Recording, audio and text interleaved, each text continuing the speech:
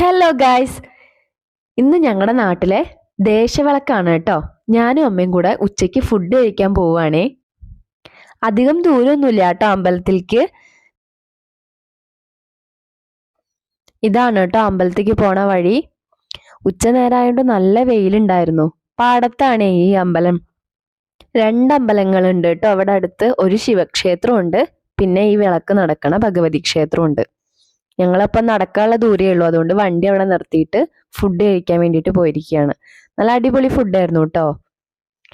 പായസം ഉണ്ടായിരുന്നു. ഫുഡ് കഴിച്ച് വന്നിട്ട് ഞാനും അമ്മയും കൂടെ താളെടുക്കാൻ വേണ്ടിയിട്ട് പോയിട്ടോ.